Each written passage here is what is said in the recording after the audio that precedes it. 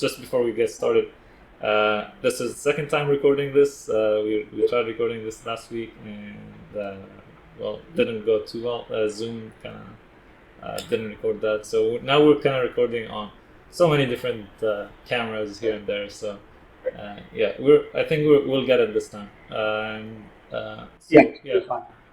Chris, you're the game designer, and Reem is the artist. Yeah. And you have more people here and there on your team, and we all work together. Last time, actually, we ended up the call on. We were actually talking about the meaning of life, and Chris said something along the lines of. Um, it's always moving forward and keep learning and improving. But if you want to continue on that, or Reem, do you have any other point of view? You can start with that, and then we'll continue to other questions and topics. Yeah, it's just like what I said. It's basically being disciplined, mainly. Because if you're disciplined, there's always something that you have to do, not that you want to do. So as long as there's something you have to do, then you have a purpose. Then you can just keep moving forward. There's no day where you wake up and there's like nothing to do. That's it. That's basically like what I think.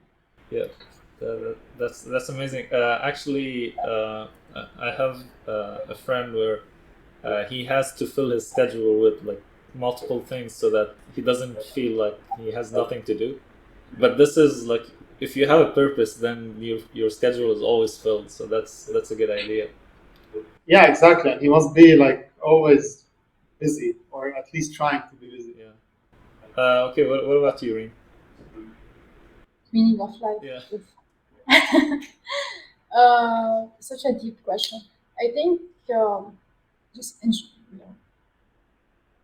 do what you like, what you enjoy. Uh, I don't know. I never really thought about the meaning of life. Well, yeah. That's. I guess that's fulfilling as well, right? As long as you could keep doing it, like, and then Yeah. yeah. Yeah, like you need to get paid in the end, right? But in this industry, you could manage both because like game development, you can make money and it's kind of fun as well, right? Yeah. Okay. And okay, so how did this whole thing start? How did you end up creating the company? How do you end up together and getting this whole thing running? Oh, first you might want to mention the name of the game and so that Yeah. So the game is Desert Revenant, and it's on early access right now. We just released on Steam maybe 3 weeks ago, and it's performing well. It's only on PC for now, and only on Windows, no Mac port for now, because most of the people are actually using Windows anyway. But like we're gonna try to port for Mac and hopefully on the Steam Deck or Nintendo Switch by the time the full release is out. So a bit less than a year. So right now we're focusing on just adding content and making the game better. 1 year just to do that. So yeah, there's a Revenant on Steam, and like you said, we're a lending company, or a new company. We've been like me and a friend of mine, Giuseppe on the team. We've been like doing for example, creating games on mobile, for example, as a side thing, for like maybe over 10 years now. It was just like for fun, like an after work activity, game jams. We went to Cyprus Comic Con. We pitched our game, our mobile game. So we got some experience working on it. And then, like one day, it's basically being at the right place at the right time. If you're always busy doing something, obviously you can maybe manipulate your luck a little bit. And then we got offered a small amount of funding from investors that I personally know. They're like friends of family. They wanted to invest a little bit in tech or in gaming, but they didn't know how and who to go to. So they just spoke to me because they knew like I was doing this on the side. And so this is how it started. Like we started the company, and actually we have been reserving this company name for 14 years now, 15 years now. Wow. Just kept it on the side. That we had the website, there was nothing. We just like reserved the domain name every year, just like because we thought, yeah, one day we're gonna just make the company. And it just happened. Um, 12 years later. Uh, but yeah, but still. And then like we had the chance to start on a bigger game, something that we enjoy more. Like we enjoy mobile games, but like we prefer playing on PC usually. Doesn't really matter, but like on PC, it's just you have more freedom, more leeway to do things that you'd like more. On mobile, you're restricted to some. Uh, there's the performance. There's a lot. There's the size of the game. There's a lot of things that you might need to consider when making the game. I prefer if we have like something on PC. We might be able to port on mobile later because our game isn't like very much demanding, but like still there's a lot of elements that will like that makes it better as played on PC. So yeah, this is what happened, and 2 3 years ago we started the company, and then we started working on the game right now. Nice. And did you start with the mobile first, then switch, or the intention was always PC? No, it was always PC. PC. Ever since we started as a Revenant, it was on PC. Yeah. And why Unreal Engine and like not other software like Unity? Most people pick Unity for this type of game you're making. Yeah, we got asked this a lot every time actually, because Unity is like what we usually know. It's like Unity 2D, Unreal 3D. Yeah. Like even though like sometimes that mix and match, but like people prefer like Unity is more like indie friendly and like for 2D games. But the thing is like I don't know. We just got into Unreal like a long time ago. It was like before UE3, like it was UDK. We just like when we were making games for fun. We had a programmer on our team, like a friend of ours, and he's like, okay, he wants to try like using Unreal. So we hopped on Unreal. We actually liked it very much. Uh, so we were very comfortable using Unreal.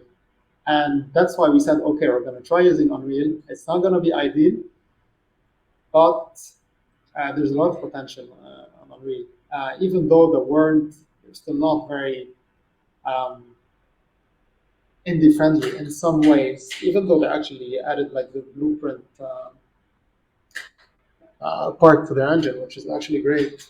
But like maybe for 2D, usually Unity is better. But like we got the hang of it. We know Unreal. We know it like inside out mostly. There's always like stuff that changes. Yeah. But since we're like very comfortable with it, we know it very well. We gave it a shot, and because we also tried doing mobile games on Unreal before, and it worked, and it was fine. So since mobile worked on Unreal, it's gonna work for PC anyway. And plus, we actually like the particle system, the Niagara. Yeah. Yeah. So yeah, we stick to Unreal because we can also like work on videos inside Unreal. It's just it was comfortable to us. Even though sometimes you have to step out of your comfort zone, this is just different. It's just like, uh, and plus we have many friends that actually use Unreal. So there's like a community. You know, we can always interact with each other. We need something, we can call them. They need something, they can call us. So it just made sense for us to like stick with Unreal. Okay. Yeah, that's a good decision. Especially when the game like is all 2D. And how did you end up bringing in those animated? They're not sprites from what I've learned last time. Characters? The animations are done on Spine 2D. Spine 2D, yeah. Yeah. And we import them directly from Spine to Unreal. And then you attach the Niagara effects to Yeah, we can attach directly the particle to the animation. It's easier. So it's like sockets or bones, and and then you just translate it. That's good. And the Niagara effects, they're so modular. You could do things and swap the effects between each other, and it's a really good system. The newer one, yeah. Yeah. Yeah, and so Reem, how did you end up with this company with Chris doing working on the art? Um, I met Chris a long time ago, and he told me that he wanted to work on a game, and we started like before coming up with the Revenant. We did the game jam together, and then he wanted to do a game inspired by Arab mythology and stuff. So we started like sketching, doing some drawings, and then we got investors and we started working on the project. It went from there. Nice. Yeah. Yeah, because Reem's art was a bit unique. Still is. And like once there was a publisher from Canada, um, when he came to Lebanon, and then he was speaking to us about like making a game, and I was telling him like I'd like to do like this turn-based RPG, and in the pre like very old Arabia feel, with like our touch of like fantasy and stuff. So I was like, yeah, it's a nice idea. I like the theme. It's nice. So we were talking about art, and then I showed him um, like Reem's drawings that were like they were very like oil painting style, like neoclassic painting, but like with a modern touch, something like that. So he saw it. He's like, oh, "This is brilliant! Like, well, why don't you use this art in a game?" Because in my head, it was always like, try to go 3D, try to go 3D, try to have like this more modern feel, to the game. Then I was like, yeah, maybe it's a very good idea. So then I spoke to Dream, and then And then it became yeah, we went 2D. for that direction. Yeah. Yeah. Okay, that's good. That's good. All right. Another question. So some students who are probably watching this podcast, do you have any advice for them if they're developers or artists or anyone in the game industry? What can you tell them? I had to be very patient, Yeah. extremely patient. Watch lots of YouTube tutorials. Oh yeah, definitely. Yeah. Like online, you can learn anything, but like you have to be extremely patient. You have to be extremely patient, not just like normal patient. You have to not have a problem with like work hours or your day-night cycle shifting. This is a thing. Besides that, no, it's actually fun.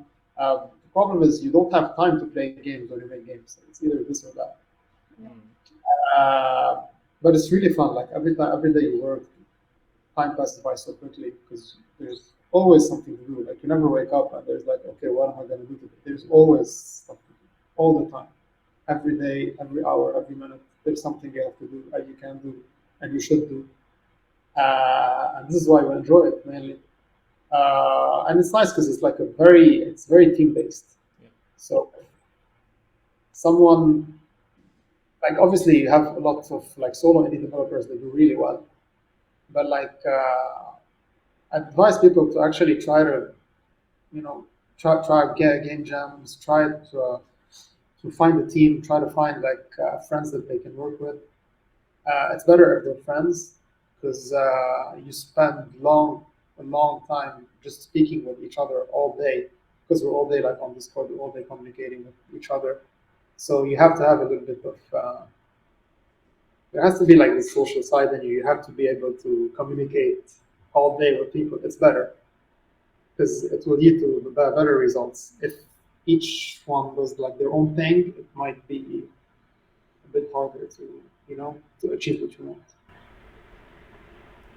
Okay, that's in terms of getting a game or working on a game. What about the learning side? How do they learn or become able to do this either art or code or audio, whatever? How can they learn Yeah. to become better? It's mainly online. It's mainly also by playing games. You have to play a little bit just to know and try to analyze a little bit every game when you play it. Like right now, the thing is when you start working in games, every game you play, you can't just like sit back and enjoy it. You start analyzing small things. Okay, they did this with the UI, did this with the UX. They're trying to tell the player to click here. They're trying to tell the player to do that. We used to do sessions where we analyzed other games. Yeah, we used to do that. We used to hop online, all of us, and then like try out a game. I used to stream. We all like spoke with each other. Okay, they're trying to do this. They're trying to do that. They're telling the player to go here. You have to figure out this and that. There's a lot of things that you can analyze. It's very intricate. There's a lot of stuff that we don't see or notice when we're playing. But like once you work on a game, you notice that there's a lot of effort being put in stuff that you actually don't really see. Yeah. That's the big thing, yeah. Nice. So you didn't mention school or higher education. Do you think that's necessary or not really? I think it's a bit important, like to have a base, but I think I learned more from YouTube. Or practice, yeah. Or practice, Yeah, yeah. just practice I sometimes. learned digital art on my own, like at university, and what I do mostly is digital art, the graphic design, the card art, and Okay. yeah. And what Like about for the community part. And like you obviously learn. I'm yeah. not saying like you just go and waste your time. You obviously there's like upsides to it, but you also have to learn by yourself. Not yeah, really at yeah, you have university. to, yeah. Yeah. Okay. So it's Yeah. mainly sorry, go ahead. Ray. No, I was just saying you have to do your own researches apart from university. Yeah.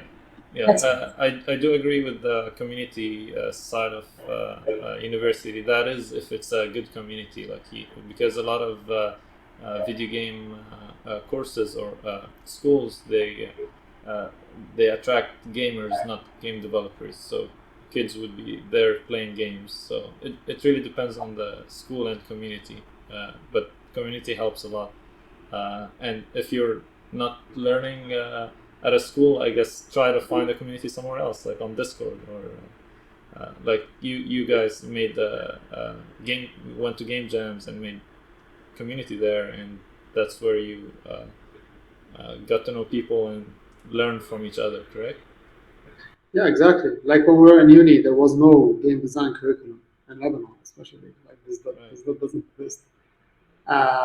So you had to learn everything on your own. Now there's a bit more. It's branching out a little bit more. So like after school, like you have no idea what to do if you want to develop a game. Like when you're young, like now we know. Okay, there's programming, there's art. Like, obviously, this is like even back then we knew that, but it wasn't very clear. There's no one to actually ask.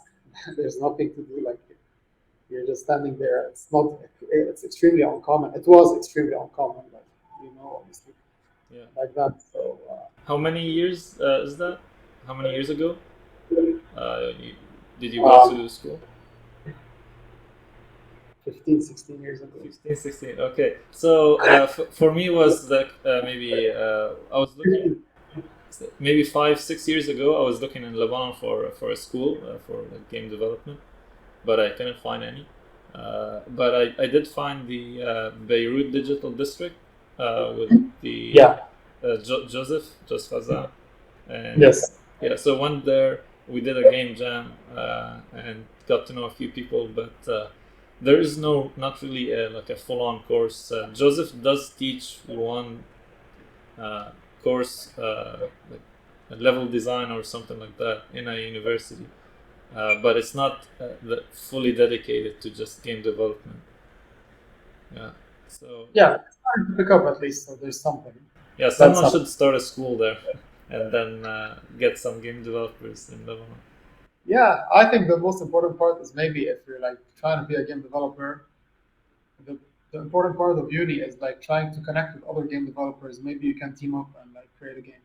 This is like what this is how I met Rizal. Mm-hmm. Yeah, basically in uni, he was a 3D student. They had like a showcasing event for like all their like final project and stuff. So I was just there like I wasn't even like a art student or nothing. I just like stumbled upon. Okay, I was like, okay, these guys are like showcasing their like 3D stuff. back then I don't know. I had no idea what that is. So I just checked it out. I liked it, and then I spoke to him. I'm like, okay, well, I'll make a game. He's like, sure. And then like 15 years later. Okay, and that was your first interaction with like 3D idea world, or like uh, Not really. When I was a kid, I was like maybe 10. Um, there was someone giving out a course in 3D Max uh, in a place called the American Language Center in Lebanon. I went there for like maybe a couple of months. I was 10, and like everybody there was like 30. Everyone was like an established architect, and I was like a kid. Then I thought like maybe it's not for me. Because like I'm a child, and like everyone is a full-grown adult. So then I stopped. I just wanted to know like if it had anything to do with video games. I wasn't familiar at the time. Like I was still just buying magazines. I just saw like an article on a video game magazine about something called 3D Max. So I tried asking around, and then there was like one place that teaches it. It was one class, one time a week, very odd hours. I had like my mother used to drive me there. That's the only thing. Like I remember like some things, but like that was it. And then like for like 8 years, nothing. I was just like it was just me trying to draw, but like obviously I'm not good at drawing. You also used to write your own stories and ideas for video games and everything. Yeah, when I was a kid, Yeah. like I thought like everyone did that, but, like maybe not. no, no, not everyone. Yeah, Yeah. that's unique to you, I guess. And Yeah, I just yeah, and how did you go back into, or did you apply to university and learn about the game development world in university, or no. I was a business student. oh, business? Yeah, Yeah, yeah. yeah. No art, no nothing, no programming. Actually, I wanted to do programming. It was a last minute switch Mm. as I got accepted to AUB, School of Lebanon also, for programming. But then like I, s- I have no idea. I just swapped like last minute. I should have done maybe programming, but like again, like uni teaches you the basics and more theory than practice. Even in programming, is what I hear. Yeah. Obviously, I didn't do programming, so I can't tell you. But like now, I know, I understand. So yeah, I just did business, but I still like didn't stop me from like trying to make games because obviously there's no game design. This never existed up until like recently. Yeah. How to design or even UX design or all this stuff. This was like alien to us. So I just did business. I did my own thing, but I still was very curious, trying to connect with people, trying to understand, trying to learn. And like this is what happened. Like after I met Giuseppe, the 3D artist, I'm like, okay, we obviously need maybe someone to help us make a game, right? Make this 3D come to life, like tell it to do stuff. This is how it started. Like we were very ignorant. And this is how I learned. Okay, we need like maybe a programmer that knows this engine and this type of thing. And, Mhm. it took some time. But like, yeah, now we know everything. Like right now, the information is available. Like everything I learned that took time, you can learn it in like what 2 hours. Yeah, it's all available online. You just gotta find it somewhere. There's Yeah. so much information. Yeah. Okay, so you're the level designer. How is that different from programmer and art? Like you're somewhere in between. Like what does a designer do exactly? Yeah, I'm in between. Exactly like you said. Basically, you have to design the whole idea of the game. Like it's a fun thing, but it takes time. Also, you have to do a lot of like math calculations and like try to think of many things that interact with each other. So the artists they basically they illustrate, they animate.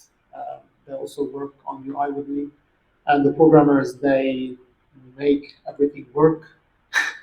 As like the level designer or game designer in general, Basically, I have to, let's say, create the characters, create the spells, um, try to figure out how to balance the game, making it hard, but not very hard, not very easy, um, and basically build from the ground up. So that's what you do. Like the entire idea is all the enemies, the characters, what to do.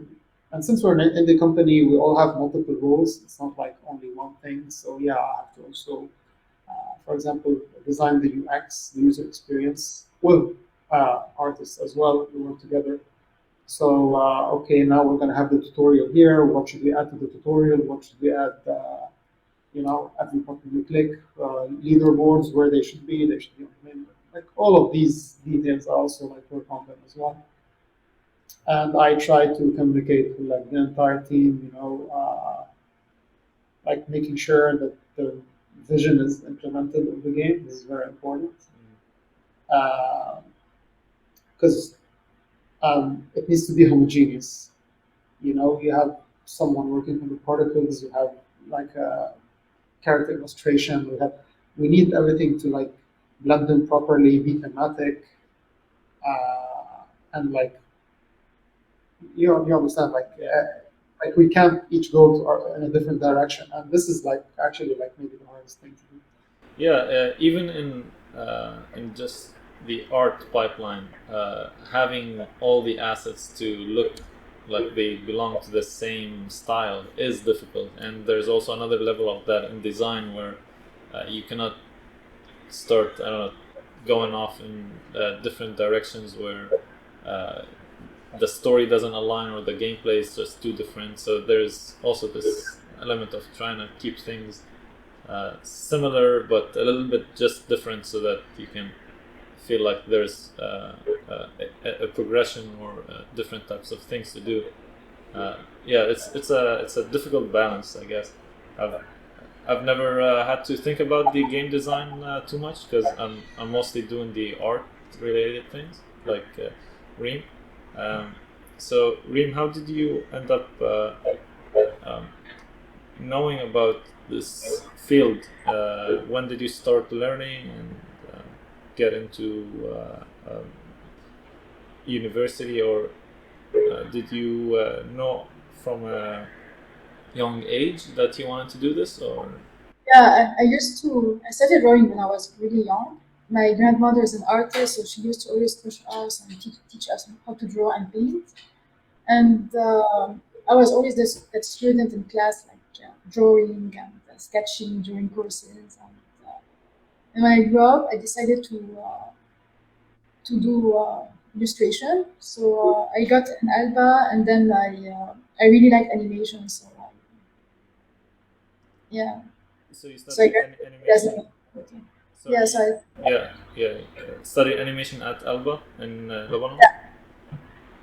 Yeah, I thought it was like a plus, like to bring your characters and your art to life. So Yeah, was it all 2D or 2D and 3D animations? 2D and 3D. We mostly learned Flash, animation on Flash, Yeah. and After Effects. And we had like one course of on Maya, Yeah. but it wasn't like 3D animation. It was like more 3D modeling, Right. like build houses and stuff like that. Yeah. And then later on, you learned how to do the 3D animations on your own, or you stick with the 2D spline.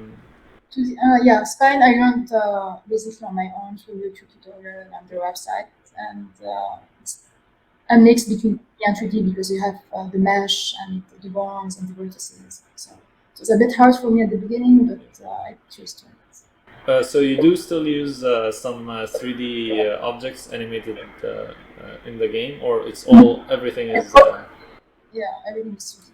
okay? Yeah. Neat. Okay, I'm gonna look through if we have some more questions. So do you have any long-term goals in terms for the company or the game? If it's a secret, that's fine. You don't have to share everything. No, it's not a big secret. Like obviously, our main goal right now is to finish the game, make it like the best way we can, the best version of the game we can by the full release. This is really important. We want to have like a great game. We want to have people enjoying the game because when you see people enjoying the game, you feel good, Yeah. and it makes you want to make it even better. So any feedback that we usually get, we get on it. We try to try to think of the game through other people's perspective because it's hard when designing it because you want usually you design things that you like. You're not going to design stuff that you don't like, you don't enjoy. Yeah, like, but you have to think that you're not making the game for yourself. There's a lot of people are going to play it, and each person like has their own view about the game, so it's not very easy. Yeah. I'm guessing it's the same when making movies and things like that. Uh, so so as long as like people can enjoy it, as long as we can make the game better, this is like our main goal. Obviously, we'd like to uh, start working on different games or build upon this one after the full release. That's for sure. That's what we want, and that's what we're working towards. But we need to get there. We need to make this game like flawless. All right. And okay. So I think that's all for me. Like I have some other like silly questions. Like what's your favorite game or like growing up? Let's say. Well, what did you play as a kid? Like was it the Atari or even older than that? What was it? Oh yeah, like I played Atari when I was very young. PlayStation 1, PlayStation 2, PlayStation, Nintendo PlayStation 3, 64. PlayStation 4, 5. Yeah, I was a very big PlayStation fan, and I was playing on PC as well.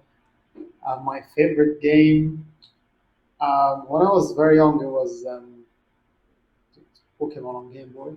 Uh, there was no color before the Game Boy Color, Yes. and then like growing up, it's probably the Final Fantasy series on PlayStation, like Final Fantasy 7, 8, 9, 10. Those are the best ones, like for me personally. Even the new ones are nice. Also, like I'm a big Final Fantasy fan, and this is probably like my favorite game, my favorite series. It's mainly usually like RPG games that I like. Like that's what's in common between like Final Fantasy and Pokemon's big RPG and turn-based, but like the recent Yeah. fantasies are not turn-based, but like they're still very nice. And there's also games like Dark Cloud, Dark Chronicle, Kingdom Hearts. All of these RPGs like that I usually very much enjoy. Nice. And Ray? I used to like playing Age of Empire 2. I think most people enjoyed Age of Empire 2. And I like Rayman, Sparrow, Pandemonium, Crash Bandicoot. And now I think my favorite game now is Child of Light or New Automata. Sweet. Yeah. Right. So, any books? I used to read a lot before. Now, not so much. Yeah, I used to read a lot. When I was a Yeah. kid, I used to read a lot of Dragon Ball. This was my favorite Yeah, book. that's legit. Yeah, that's yeah, good. Yeah, Yeah, good books. Well, these yeah, these are I don't yeah. blame you guys. Like we're all game developers. I don't read any either, so I just like listen to Trying to read. podcasts. Yeah, podcasts and videos. That's how I spend it. Yeah, I do enjoy the Lovecraft stories though. They're not bad. I do enjoy. When I was in school, I also read books by French author Amélie Nothomb. They were actually very nice. I was surprised. Like my sister used to read them. She's like, "Okay, try that, try that, try that." I'm like, "Okay, sure." And they were actually like quite deep, quite nice. I enjoyed these ones very much. Besides that, it's mainly Lovecraft, and I usually also they're not books, but they're